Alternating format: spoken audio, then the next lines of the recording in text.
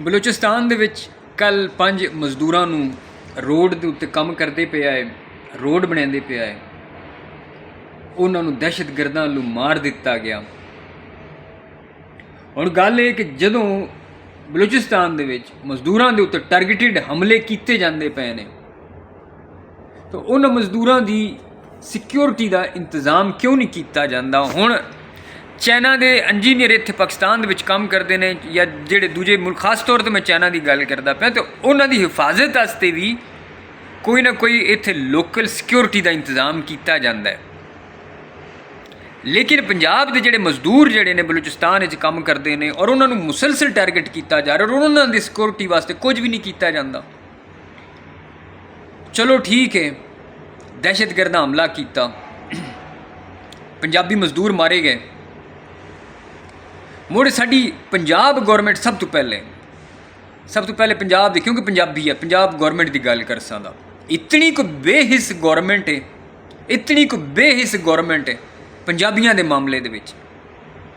ਇਤਨੇ ਕੁ ਮੈਂ ਮੂੰਹ 'ਚੋਂ ਕੋਈ ਲਫ਼ਜ਼ ਨਿਕਲ ਸੀਦਾ ਕਿ ਉਹਨਾਂ ਮਰਨ ਵਾਲਿਆਂ ਦੇ ਘਰ ਤੱਕ ਕਦੀ ਇੰਨਾ ਜਾ ਕੇ ਉਹਨਾਂ ਦੇ ਜਨਾਜ਼ੇ ਵਿੱਚ ਸ਼ਾਮਲ ਨਹੀਂ ਹੋਏ, ਕਦੀ ਕਿਸੇ ਦੇ ਦੁੱਖ ਸੁੱਖ ਵਿੱਚ ਸ਼ਾਮਲ ਨਹੀਂ ਹੋਏ, ਕਦੀ ਕਿਸੇ ਗਰੀਬ ਤਰੀਨ ਇਹਨਾਂ ਫੈਮਲੀਜ਼ ਦੇ ਜਾ ਕੇ ਸਿਰ ਦੇ ਉੱਤੇ ਹੱਥ ਨਹੀਂ ਰੱਖਿਆ ਕਿ ਯਾਰ ਤੁਹਾਡੇ ਘਰ ਆਟਾ ਹੈ ਨਹੀਂ ਹੈ, ਰੋਟੀ ਹੈ ਨਹੀਂ ਹੈ। ਇਤਨੀ ਕੋ ਬੇਹਿੱਸ ਗੌਰਮੈਂਟ, ਇਤਨੀ ਬੇਹਿੱਸ ਗੌਰਮੈਂਟ ਹੈ। ਔਰ ਅਗਰ ਮਜ਼ਦੂਰ ਜਾਂਦੇ ਪਏ ਨੇ ਤੇ ਪੰਜਾਬ ਗੌਰਮੈਂਟ ਜਿਹੜੀ ਸਭ ਤੋਂ ਪਹਿਲੇ ਬਲੋਚਿਸਤਾਨ ਗੌਰਮੈਂਟ ਨੂੰ ਆਪਣੇ ਇਤਮਾਦ ਵਿੱਚ ਲਵੇ ਔਰ ਉਹਨਾਂ ਨੂੰ ਆਖੇ ਕਿ ਭਾਈ ਤੁਸੀਂ ਕਿਉਂ ਨਹੀਂ ਇਹਨਾਂ ਮਜ਼ਦੂਰਾਂ ਦੀ ਹਿਫਾਜ਼ਤ ਵਾਸਤੇ ਕੋਈ ਅਮਲੀ ਕੰਮ ਕਰਦੇ। ਪਹਿਲੀ ਗੱਲ ਹੈ, ਅਗਰ ਤੁਸੀਂ ਹਿਫਾਜ਼ਤ ਨਹੀਂ ਕਰ ਸਕਦੇ ਤਾਂ ਮੁੜ ਉਹਨਾਂ ਨੂੰ ਤੁਸੀਂ ਮਜ਼ਦੂਰੀ ਵਾਸਤੇ ਕਿਉਂ ਲੈ ਕੇ ਜਾਂਦੇ ਹੋ। ਪੰਜਾਬ ਦੇ ਵਿੱਚ ਵੀ ਕਈ ਕੌਮਾਂ ਦੇ ਲੋਕ, ਕਈ ਸੂਬਿਆਂ ਦੇ ਲੋਕ ਆ ਕੇ ਕੰਮ ਕਰਦੇ ਨੇ। ਕਿਆ ਉਹਨਾਂ ਦੇ ਉੱਤੇ ਕਦੀ ਅੱਜ ਤੱਕ ਹੋਇਆ ਕਿ ਕੋਈ ਇੰਜ ਦਾ ਕੋਈ ਅਟੈਕ ਹੋਇਆ ਹੋਵੇ ਕਿਸੇ ਵੀ ਥਾਂ 'ਤੇ? ਚਲੋ ਤੁਸੀਂ ਜਿਹੜੇ ਸੈਟਲ ਏਰੀਆ ਨੇ, ਜਿਹੜੇ ਸ਼ਹਿਰ ਨੇ ਵੱਡੇ, ਉਹਨਾਂ ਦੀ ਗੱਲ ਨਾ ਕਰੋ, ਕਿਸੇ ਪਿੰਡ ਦੇ ਵਿੱਚ ਹੀ ਤੁਸੀਂ ਗੱਲ ਕਰ ਲਓ। ਕਿਸੇ ਪਿੰਡ ਦੇ ਵਿੱਚ ਹੀ ਕਦੀ ਕਿਸੇ ਦੇ ਉੱਤੇ ਕੋਈ ਹਮਲਾ, ਕੋਈ ਅਟੈਕ, ਕੋਈ ਇੰਜ ਦੀ ਕੋਈ ਚੀਜ਼ ਹੋਈ ਹੋਵੇ? ਕਦੀ ਵੀ ਨਹੀਂ ਹੁੰਦੀ। ਮਾਂ ਸਿਵਾਏ ਕੋਈ ਜ਼ਾਤੀ ਨੋਈਅਤ ਦੇ ਅਗਰ ਕੋਈ ਕਿਸੇ ਨਾਲ ਕੋਈ ਲੜਾਈ ਝਗੜਾ, ਕੋਈ ਮਸਲਾ ਮਸਾਇਲ ਹੋਵੇ, ਉਹਦੀ ਗੱਲ ਨਹੀਂ ਕਰਦਾ ਪਿਆ। ਔਰ ਪੰਜਾਬ ਗੌਰਮੈਂਟ ਜਿਹੜੀ ਹੈ ਕਿਸੇ ਕਤਲ ਹੋਣ ਵਾਲੇ ਮਜ਼ਦੂਰ ਨੂੰ ਕੋਈ ਕੰਪਨਸੇਸ਼ਨ, ਕੋਈ ਉਹਨਾਂ ਦੇ ਕੋਈ ਹੁੰਦਾ ਕੋਈ ਇਮਦਾਦ, ਕੁਝ ਵੀ ਨਹੀਂ ਕਰਦੀ। ਔਰ ਇਹ ਪੰਜਾਬ ਗੌਰਮੈਂਟ ਉਹਦੀ ਗੱਲ ਕਰਦਾ ਪਿਆ।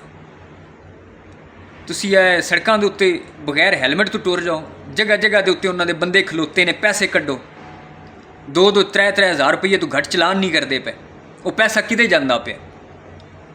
ਕਹਿੰਦੇ ਮਰਨ ਵਾਲੇ ਪੰਜਾਬੀਆਂ ਦੇ ਕਿਸੇ ਘਰ ਹੋ ਤੁਸੀਂ ਪੈਸਾ ਦੇ ਸਕਦੇ ਹੋ?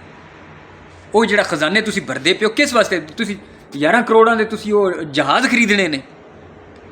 ਜਹਾਜ਼ ਜ਼ਿਆਦਾ ਜ਼ਰੂਰੀ ਨਹੀਂ, ਲੇਕਿਨ ਕਿਸੇ ਪੰਜਾਬੀ ਦੀ ਜ਼ਿੰਦਗੀ ਜ਼ਰੂਰੀ ਨਹੀਂ। ਔਰ ਇਹ ਕੋਈ ਸਿਲਸਿਲਾ ਐਸਾ ਹੈ ਕੋਈ ਇੱਕ ਰੁਕ ਵੀ ਤਾਂ ਨਹੀਂ ਰਿਹਾ ਨਾ। ਹੁਣ ਬੰਦਾ ਇੱਕ ਵਾਰੀ ਚਲੋ ਆਪਣਾ ਨੂਹਾ ਪੜ ਲਵੇ, ਆਪਣਾ ਕੋਈ ਸੀਨਾ ਕੁੱਟ ਲਵੇ, ਕੋਈ ਆਪਣਾ ਕੋਈ ਮਾਤਮ ਕਰ ਲਵੇ ਔਰ ਆਖੇ ਕਿ ਭਾਈ ਚਲੋ ਠੀਕ ਹੈ ਹੁਣ ਆਇੰਦਾ ਨਹੀਂ ਹੁੰਦਾ। 4 ਦਿਨ ਗੁਜ਼ਰਦੇ ਨਹੀਂ ਫਿਰ ਪੰਜਾਬੀਆਂ ਨੂੰ ਟਾਰਗੇਟ ਕਰ ਦਿੱਤਾ ਜਾਂਦਾ। ਔਰ ਪੰਜਾਬ ਗੌਰਮੈਂਟ ਜਿਹੜੀ ਉਹ ਸੁੱਤੀ ਪਈ ਹੈ। ਔਰ ਇਹ ਐਸੀ ਕੋਈ ਗੌਰਮੈਂਟ ਹੈ ਸਾਡੀ, ਔਰ ਉਤੋਂ ਜਨਾਬ ਉਹਨਾਂ ਦੇ ਬਿਆਨਾਤ ਹੁੰਦੇ ਨੇ ਜੀ ਹਮ ਉनको ਪੰਜਾਬੀ ਨਹੀਂ ਮਾਨਤੇ। ਤੁਸੀਂ ਨਹੀਂ ਮੰਨਦੇ ਤਾਂ ਮੁੜ ਤੁਸੀਂ ਪੰਜਾਬ ਦੇ ਉੱਤੇ ਗੌਰਮੈਂਟ ਕਿਉਂ ਕਰਦੇ ਪਏ ਹੋ?